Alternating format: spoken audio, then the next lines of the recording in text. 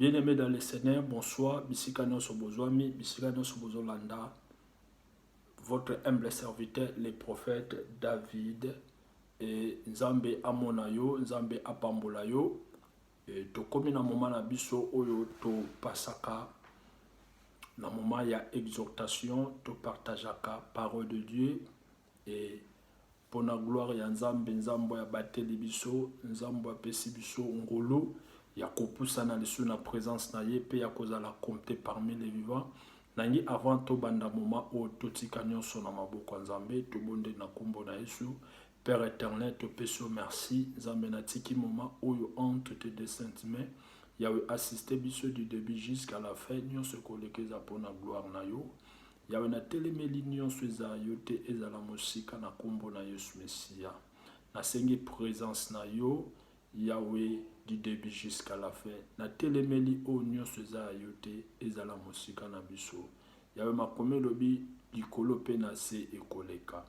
Nyonso ekoleka me liloba ne kotikala éternellement. Nzambe tolingi toyoka yo les véritables paroles. Yahweh yondo lobi la biso à travers ton serviteur na kombo na Yesu Messia. Amen. Et na pamboli Nzambe na ngulu o apesi biso lisusu ya kopusana na présence na ye pe na pamboli Nzambe oyo asali biso ngulu ya kozala compter parmi les vivants malgré bavant oyo etukoleka ya maladie. Nzambe azobatela toujours, Nzambe azobatela biso, azobatela mabota na biso et toza reconnaissant na o Nzambe azosala. C'est pour cela que la Bible nous dit dans le livre des psaumes, tout ce qui respire loue le nom de l'Éternel. Bien-aimé, nangi tozala reconnaissante pa ya Nzambe na o nyonso azosala na bomoi na biso na mabota na biso.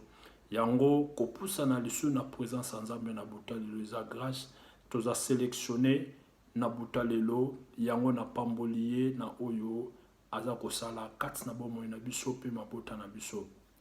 Sans plus tarder, tozo passer na moment na biso ya partage et nalingi juste na partager na yo pensée moko par rapport à la parole de Dieu. Na partager na yo parole de Dieu na buta lelo et thème na biso tozolo bela sur la foi dynamique. La foi dynamique. Et tozotanga makomi na Nzambe na mokanda ya Marc chapitre 5. Marc chapitre 5. Marc chapitre 5. Marc chapitre 5, les versets 24 à 34. Et Nzamba Pambola yo mutu ozolanda biso. Marc chapitre 5. Marc chapitre 5, les versets 24 à 34. Et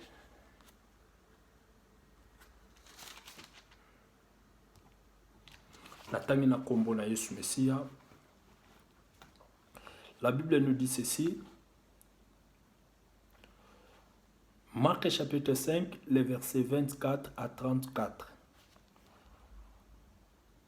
Jésus s'en alla avec lui et une grande foule le suivait et il les pressait. Or, il y avait une femme atteinte d'une perte de sang depuis 12 ans. Elle avait beaucoup souffert entre les mains de plusieurs médecins. Elle avait dépensé tout ce qu'elle possédait et elle n'avait éprouvé aucun soulagement, mais était allée plutôt en empirant. Ayant entendu parler de Jésus, elle vint dans la foule par derrière et toucha son vêtement. Car elle disait, si je puis seulement toucher ses vêtements, je serai guérie. Au même instant, la perte de sang s'arrêta et elle sentit dans son corps qu'elle était guérie de son mal. Jésus connut aussitôt en lui-même qu'une force était sortie de lui. Et se retournant au milieu de la foule, il dit, qui a touché mes vêtements. Ce disciple lui dit, tu vois la foule qui te presse. Et tu dis, qui m'a touché? Et il regardait autour de lui pour voir celle qui avait fait cela. La femme effrayée et tremblante, sachant ce qui s'était passé en elle, vint se jeter à ses pieds et lui dit toute la vérité. Mais Jésus lui dit, ma fille, ta foi t'a sauvée, va en paix et sois guérie de ton mal. Et la Bible nous dit, dans le livre de Marc, chapitre 5, les versets 24 à 34, Bible relaté biso histoire ya femme perte à sang. Eza histoire oyo ete ya makamingi na l'église. Eza histoire oyo batu bayebi yango mingi. Eza histoire oyo batu mingi bate yango na ndenge na bango. Et ngala zolobela sur la foi dynamique. Et la foi dynamique. Bien aimé, Bible zolobela biso femme ya perte à sang oyo. Babengi femme à perte à sang, azalaki na identité na ye. Azalaki na nom de famille, azalaki pe na prénom na ye. Mais Bible etangi nom de famille n'était et lobeli pe prénom na été. Mais Bible bengi père la femme de perte de sang. Et pourquoi Bible e bengi na kombo il y a circonstances où il y a zalé koleka nango. Bible lobi moi si oyo ayebaki ko souffrir pendant 12 ans. Ayebi ko dépenser, Bible lobi a dépensé ki bozwi na ye nyonso. Ozalaki richesse pona ye, atekaki yango nyonso. Juste azalaki ko luka ozalaki guérison. Juste azalaki ko luka ozalaki lobiko. Atekaki richesse na ye.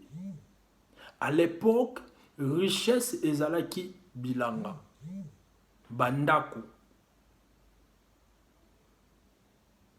banyama.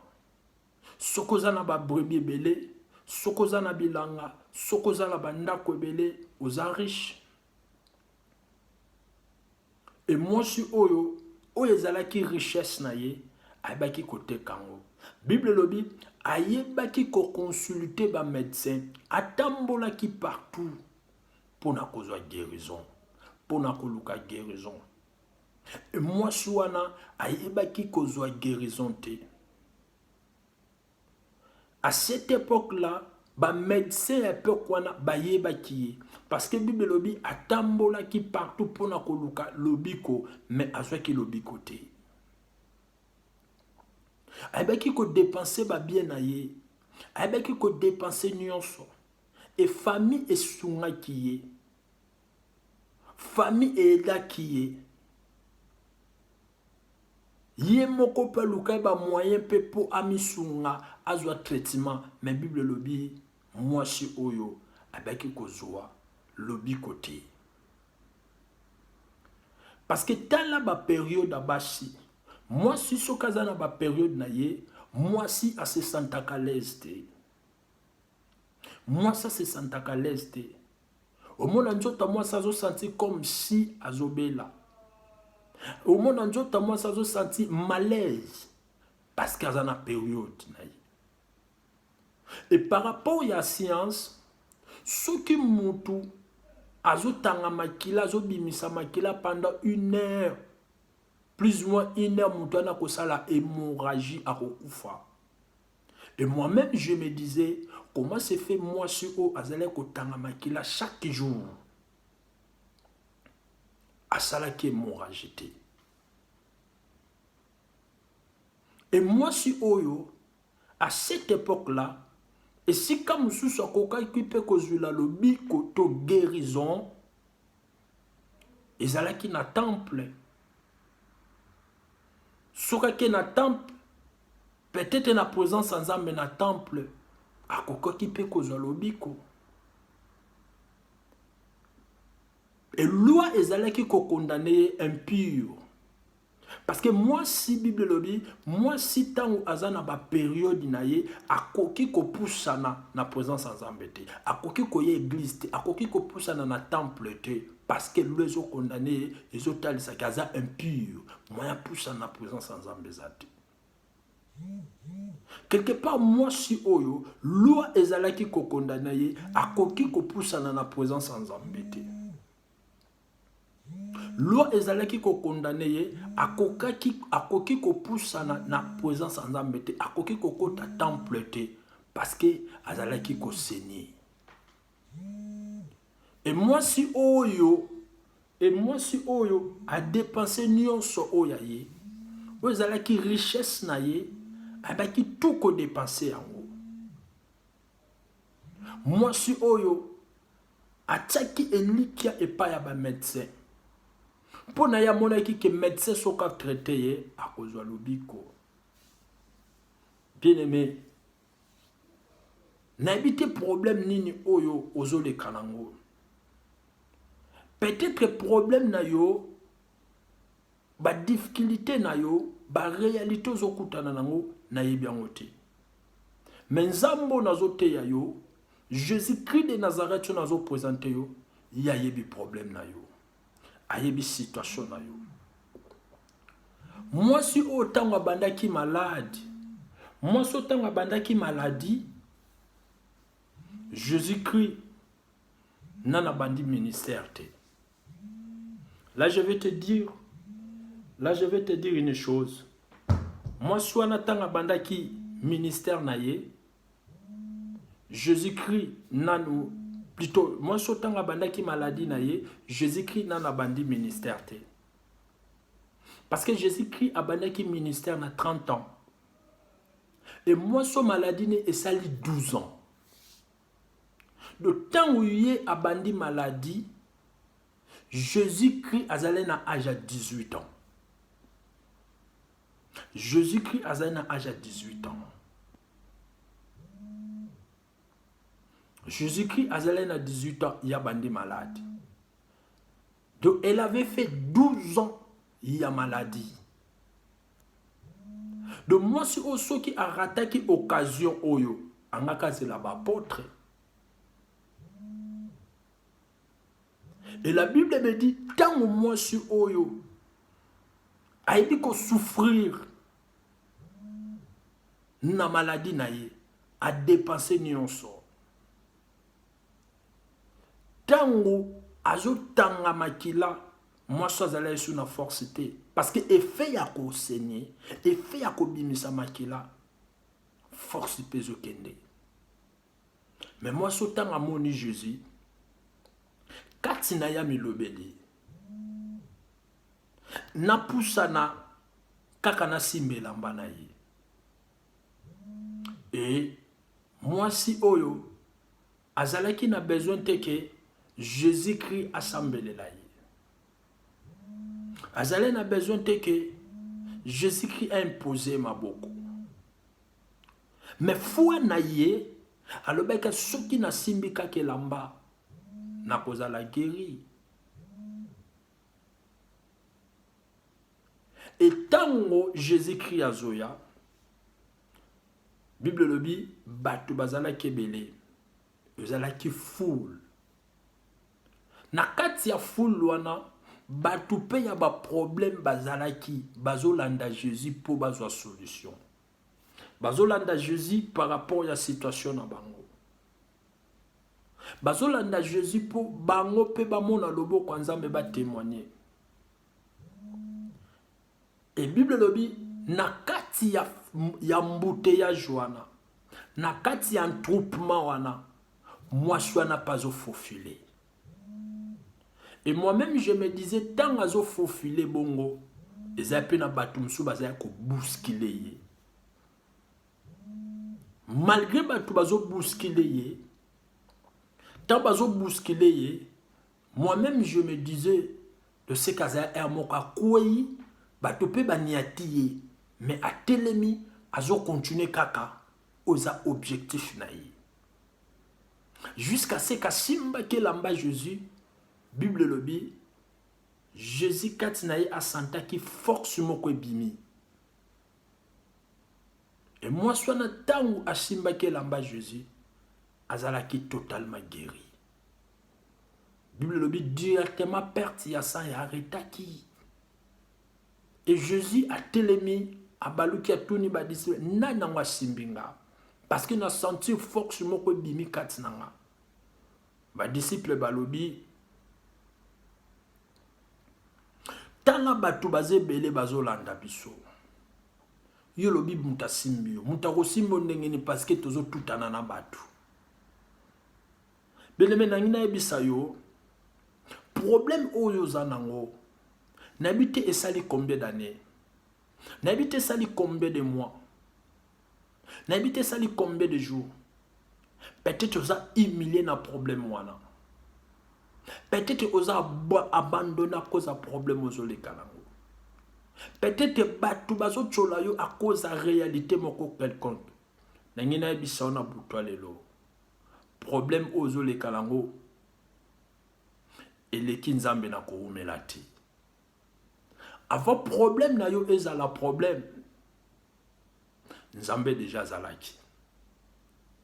La Bible me dit dans le livre de Jean chapitre 8 Bible zol relaté biso histoire ya femme adultère soko kiti na Jean chapitre 8 wana Bible zoloba ba pharisien ba ibisi Abraham plutôt ba pharisien ba ibisi Jésus ta ba pharisien ba ibisi Jésus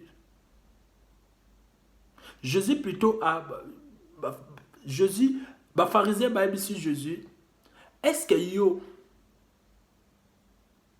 oyebi Abraham biso toza ba descendant Abraham père na biso eza Abraham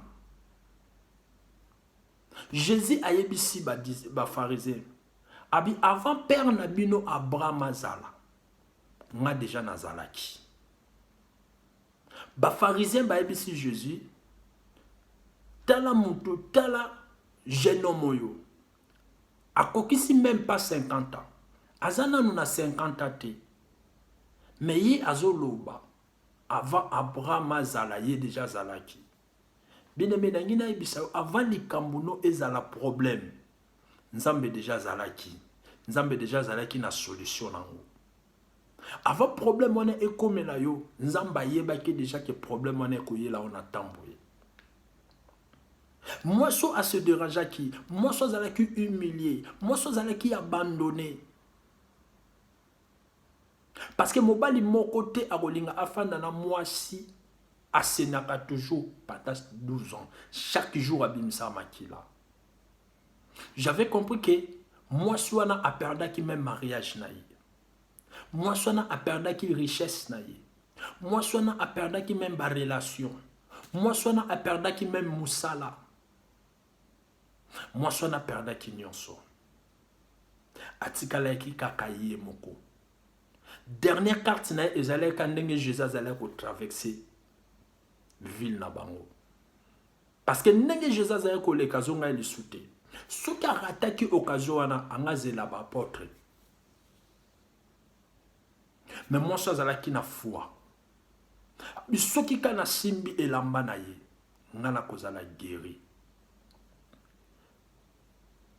Bible zoloba na Psaume chapitre 27 le verset 10 Bible lobi papa na yo to mama na yo akoki ko abandonner yo.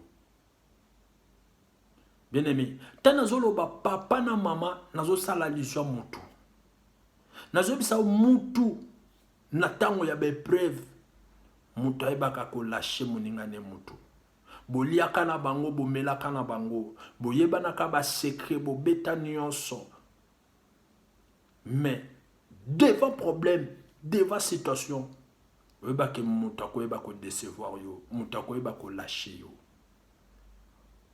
nature ya mutu aza caractérisé na déception ato salie bola mundenge nini yebake un jour mutu ako décevoir yo. Moi si wana azalaki na famille azalaki na ba relation mais tant problème n'est comme ko s'empirer balobela sous ba relation na été balobela sous famille na été balachaki na bi problème ozoleka langote na ba réalité ni nozokuta nangote peut-être problème wana bato si babaye yo olukeli yango solution omeleli yango bakisi ok, ma consultation, au trouver ma médecin, mais situation n'a pas changé.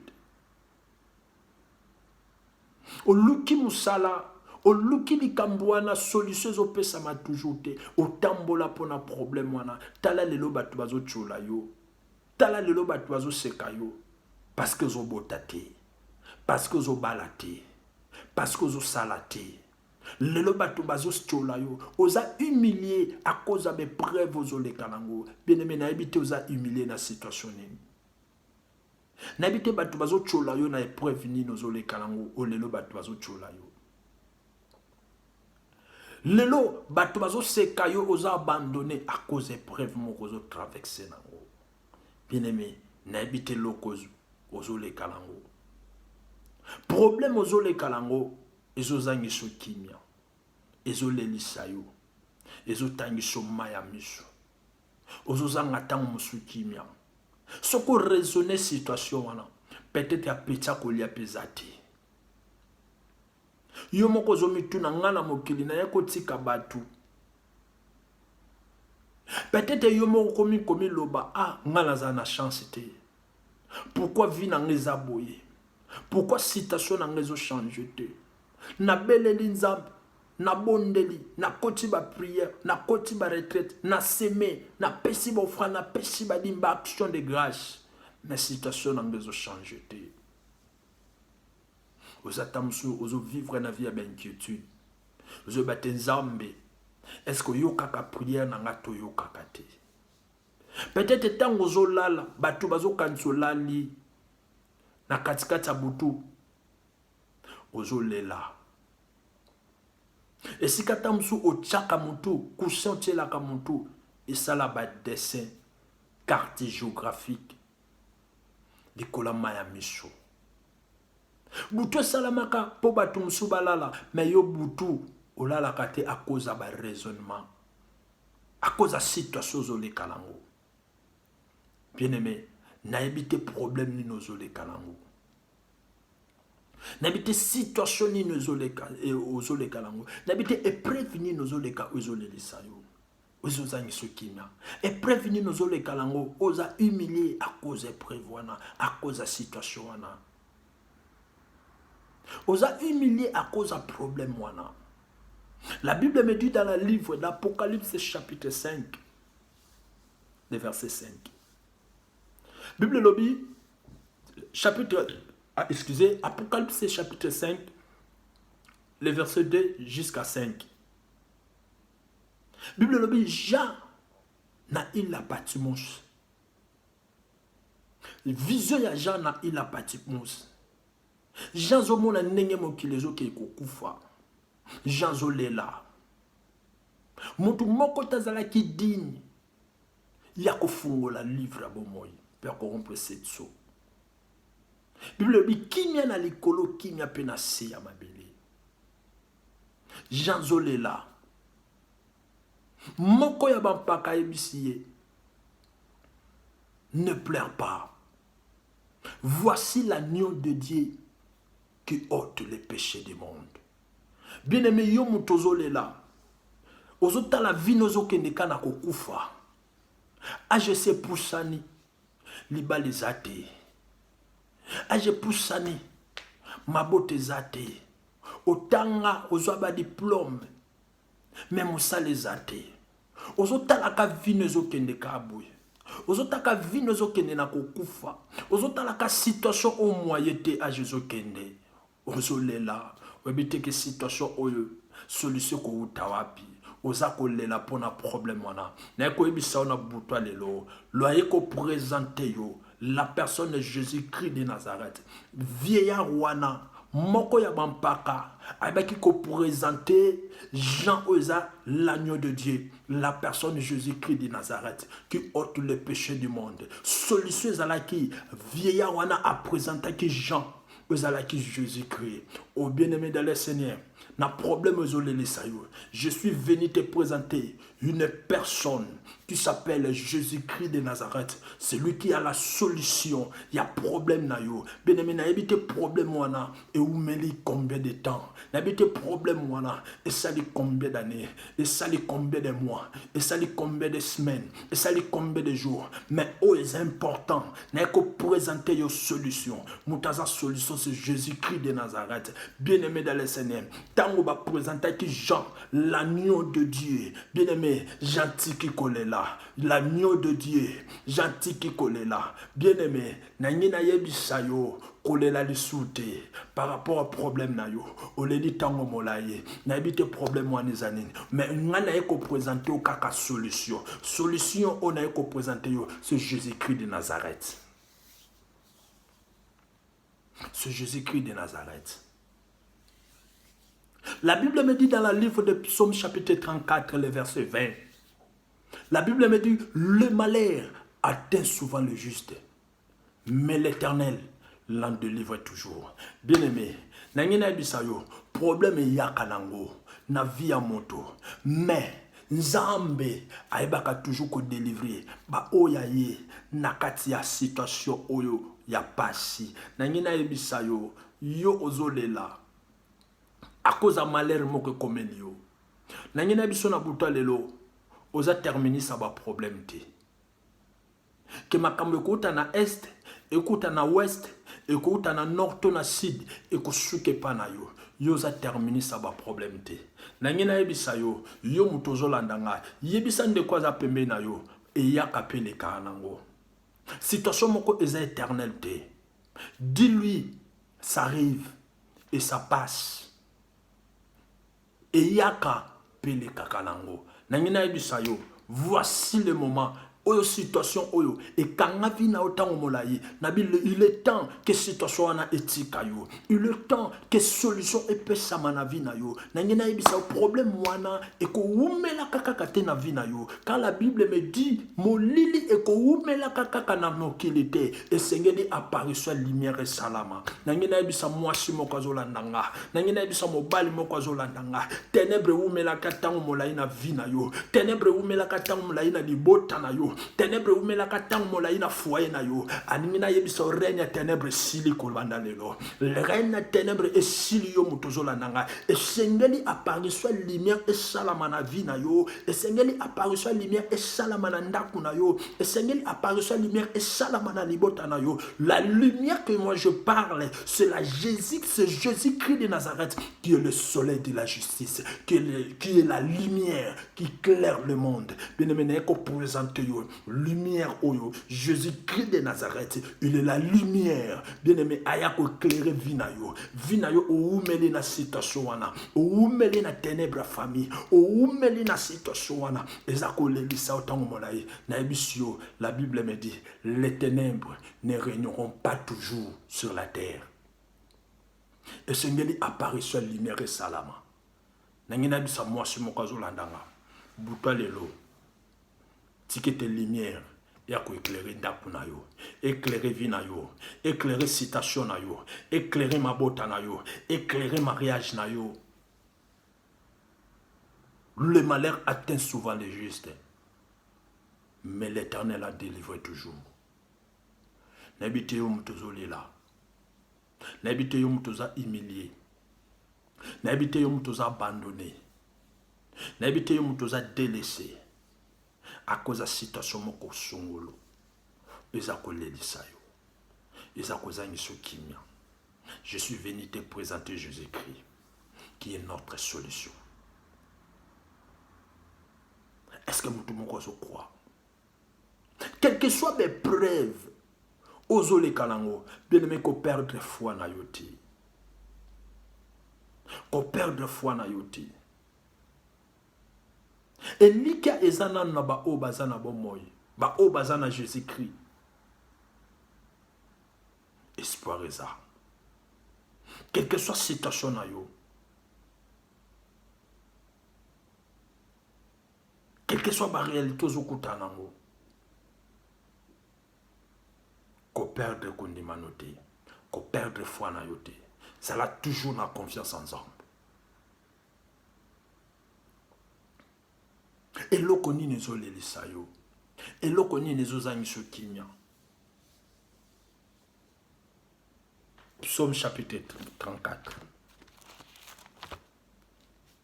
Psaume 34.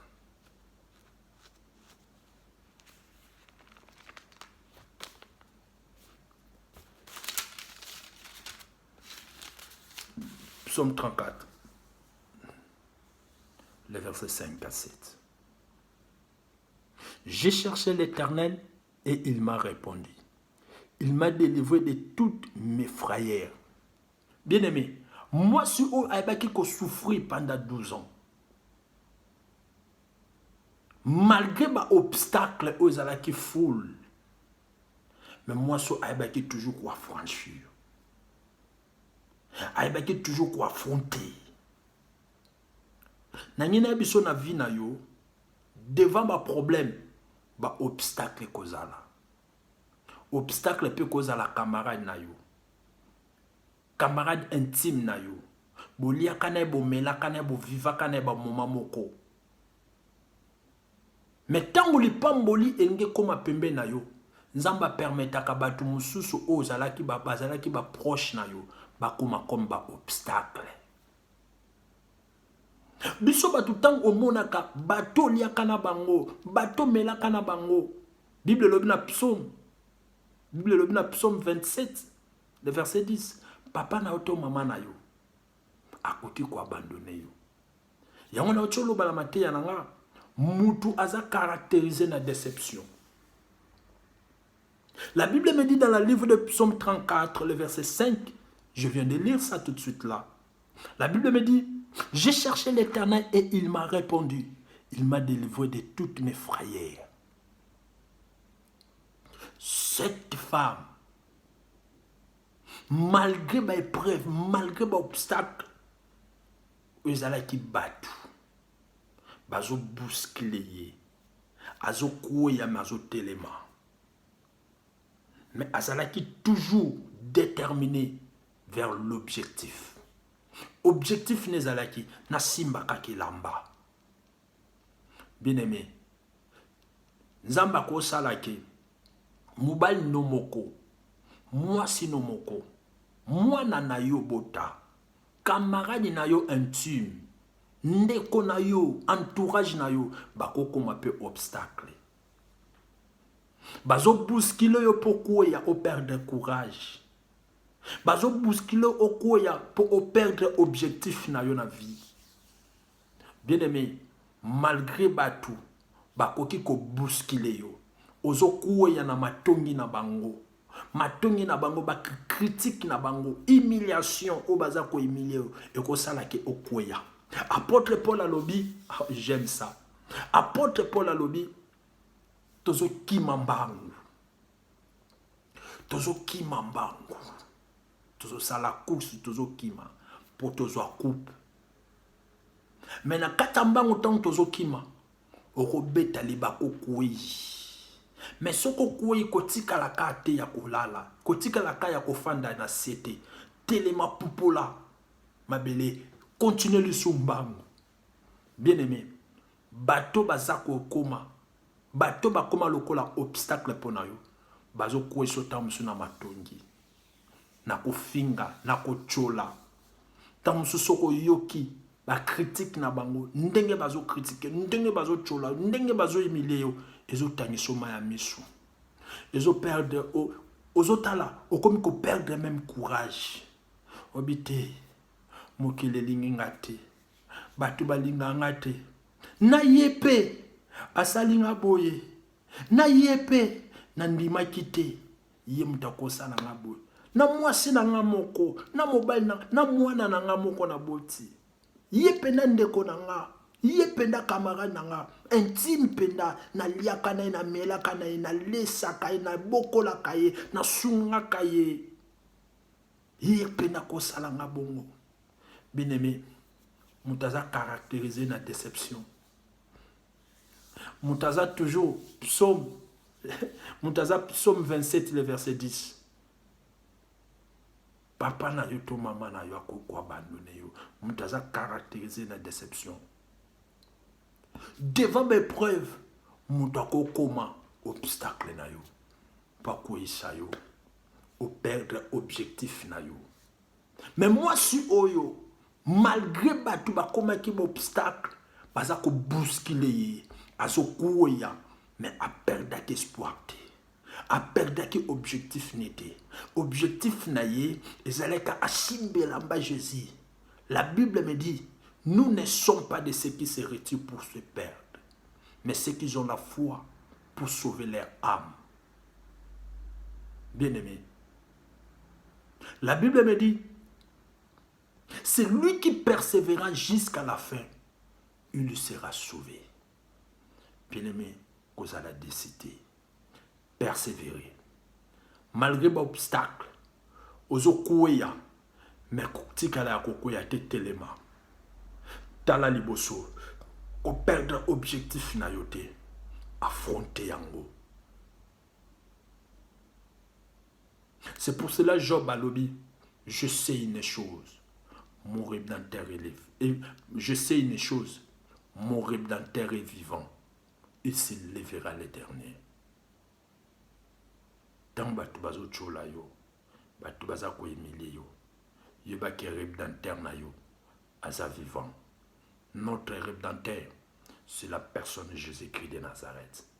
Quel que soit le problème, ozo kutana nango, nangena bisayo, ko perdre foi na yote.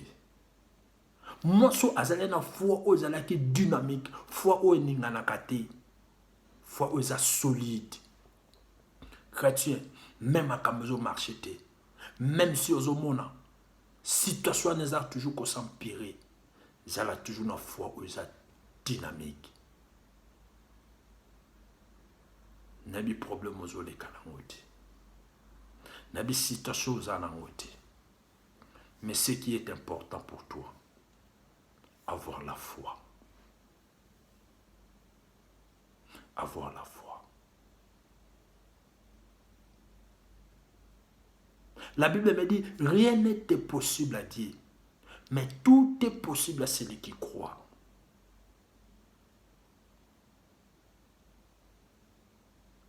N'habite problème aux les kanango. Et pas un zambe impossibilité à la kate. Et pas un zambe non c'est possible. Et je dépend de na yo mutozo landanga. Et je dépend de na yo mutozo yokanga. Est-ce que vous croyez en Jésus-Christ? Est-ce que vous comprenez que Jésus-Christ de Nazareth, il y a une solution pour un problème na yo, pour une situation na yo. Bien aimé, problème na yo, et les kinzambe na koumelate, et les kinzambe na kibokalate. Ba pharisien ba ebisi Jésus. Est-ce que yo l'équipe papa la biso Abraham? Jésus ebisi bango. Avant Abraham azala, père na bino ngade anazalaki. Cela veut dire avant problème wana ezala problème na vie na yo. Jésus déjà zalaki na solution nango. Jésus déjà ayebaki que problème wana ekokomela yo na tambo parce que azali déjà na solution nango. Ce qui nous a permettre au passé l'épreuve voilà, au passé la situation là.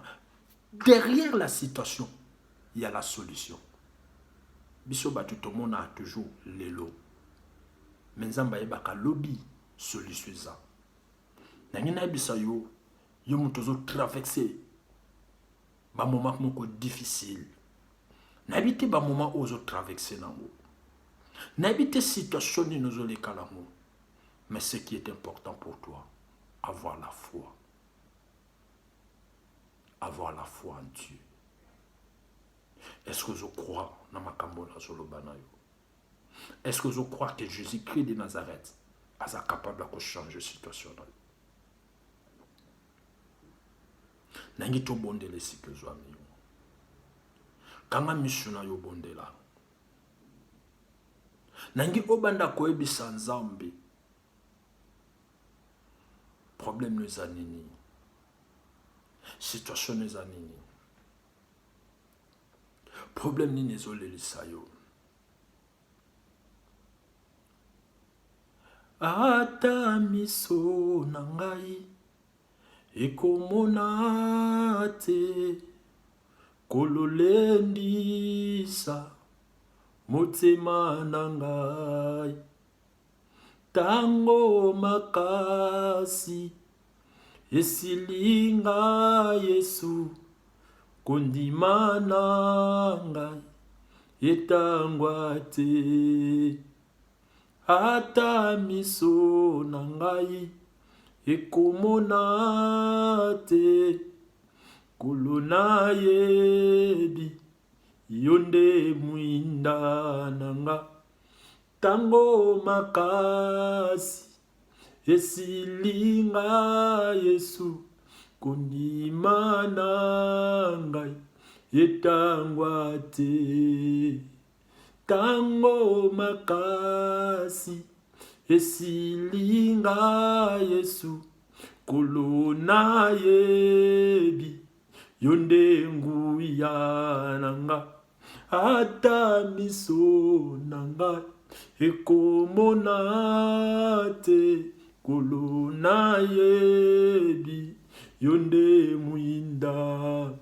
Elikya kolo yondo zali yokomi monisa elonga nyonso. Elikya kolo yondo zali yokomi monisa elonga nyonso. Na maboko mema ngai pene na yo, kamba ngai nkolo ya seko na seko. Tango makasi esilinga Yesu kolo na yebi yonde nguya nanga. Ata miso nanga ekomona te, kolo na yebi yonde mwinda. Elikya kolo yondo jali yokomi monisa elonga nyonso. Elikya kolo yondo jali yokomi monisa elonga nyonso. Fanda nkolo na motema pote na mona kembo na yo. Bien-aimé, banda ko prier, banda ko ebisa nzambe na butu lelo, banda ko bondela nzambe par rapport à problème na yo. Yebisa nzambe na mona nkembo na yo. Ce qui moi chou a simba ke lamba Jésus-Christ, malgré 12 ans ya maladie, malgré 12 ans ya souffrance, malgré 12 ans ya humiliation, jour wana tanga simba ke lamba nazala ki guéri. La Bible me dit, si tu crois, tu seras sauvé. Jésus a dit Marthe, Marthe, ne t'ai-je pas dit que si tu crois, tu verras la gloire de Dieu. Bien-aimé, nango sala prière ya bato akondima. Problème na yo eleki nzambe te. Avant problème ne zala, nzambe déjà zala ki na solution nango. Et loko moko te nzambe ko permettre na via mutu ekoma soki nzambe ana solution nango te. Nyonso tango ekoma kana via mutu nzambe réserva ka dia solution zala toujours à côté. Nango banda ko ebisa nzambe abanda komi monisa na vie non comme solution. Solution ya problème na yo, solution ya couple na yo, solution ya ndako na yo, solution mabota na yo, solution mosala na yo, solution libala na yo, solution ya bana na yo, solution ya mwasi na yo, solution ya mobali na yo, solution libota na yo. Bondela masya bondela nzamba pambola yo bondela ye kama shundara baba nzambe na beleli yo nzambe mimoni shama na yo comme solution na bomo inanga. Mimoni sama na yo Yesu comme solution libota. Papa na ekobelela yo. Yondo solution Yahweh. Mona bande ko bazolela. Mona bande ko bazole kaba étape moko difficile. Na be preuve na bango Yahweh. Yahweh banda komi monisa. Yahweh, la Bible me dit, dans leur détresse, il crie à l'Éternel. Et l'Éternel envoya sa parole pour le guérir, Seigneur. Yondoza véritable parole. Notre solution, c'est toi, Jésus-Christ de Nazareth. Yahweh tobele liyo. Banda kope sa solution. Na mabota na biso. Na bavi na biso. Na bandaku na biso. Zambe mimoni sama. Tolingi tomona yo. Tolingi totatola. Bilembone tali sama Yesu. Bilembone tali sama Shilo. Tolingi tomona bika na yo. Tolingi tomona loboko na yo. Mimoni sama na yo. Mimoni sama na yo. Zambe yondo sala. Zambe a miracle. Zamba bilembo. Tomona bilembo na yo Yahweh. Tomona bika na yo. Mimoni sama na yo. Mimoni sama na yo. Mimoni sama na yo. Mimoni sama na yo. Yekama shendo rubo. Robo sakamara mama. Yekama nurubo shebebe. Yahweh tomona loboko na yo. Yahweh tomona bikamo na yo. Yahweh tomona bilembo na yo. Moni sankembo na yo Yahweh. Moni sankembo na yo Yahweh. Moni sankembo na yo. Yahweh sala. Yahweh sala. Yahweh sala. Tekobele la yo. Zamba bilembo. Zamba miracle. Yahweh. Mimoni samana take solution. Na vie à ma sœur. Na vie à mon frère. Wazolanda biso Yahweh. Mimoni samana take solution. Na mabota na biso. Na bavi na biso. Na bandako na biso. Yahweh yondo sala. Yahweh yo sala. Mimoni samana yo. Na kombo na Yesu. Nzamba pambola yo. Ozo prier banda ko bebi sa projet no soit diable. Na vie na yo pena ndako no na libota na yo. La Bible me dit toute plante que mon père n'a pas semé ça sera déracinée. Banda ko teleme na pe ko renverser nyonso ezala ki obstacle. Ezala ki obstacle na vie na yo. Bible lobi moi si oyo batu bazala ki ko bousculer ye. Malgré azokuya bazo bousculer ye, azala ki toujours déterminé. Bien-aimé dans le Seigneur. Ezana makamusu c'est ça ko bousculer yo. Ezana batumsu baza ko empêcher yo pour avancer te, pour simbali pambolite, pour témoigner mon nzambe te. La Bible me dit toute plante que mon père n'a pas semé, ça sera déraciné. Banda ko déraciner obstacle nyo se telema liboso na yo. Eza ko empêcher yo au mona gloire nzambe te. Eza ko empêcher yo au mona nkembo nzambe te. Nkembo nzambe se manifester te na vie na yo. Banda ko kouishango na vie na yo na libota na obondela na kombo na Yesu. Père éternel au nom de Jésus. Ya toza ko telemela obstacle nyonso etelema na vie na nga mosali na yo. Yahweh na libota na nga Yahweh na kombo na Yesu na famille biologique pe na famille chrétienne. Ya naza ko kouisha obstacle nyonso. Etelema lokola grande montagne. Naza ko renverser nyonso ya maladie, nyonso ya kufa, nyonso ya sacrifice, il y a des surprises désagréables, il y a des mauvaises nouvelles, il y a un blocage échec nyonso, naza ko kouisha, naza ko renverser, ba loi nyonso, ibana ko kouya, projet nyonso molili, vous allez qui préparer, vous allez qui planifier, na butale le baby sama, naza ko renverser ngo, naza ko déraciner ngo, au nom puissant de Jésus-Christ, au nom puissant de Jésus-Christ, moto nzambe pela, et détruit ba plan na bango, ba projet na bango, botel nyonso sacrifice, ils allaient consumer par les faits, ils allaient détruire na butale lo, na kombo na yo Yesu Messia, na kombo na yo Yesu, et baby sama, ils allaient renverser, ils allaient déraciner, ils allaient aplaner, dans le nom de Jésus, dans le nom de Jésus, dans le nom de Jésus, na teleme li ba plan na bango, na teleme li ba projet na bango,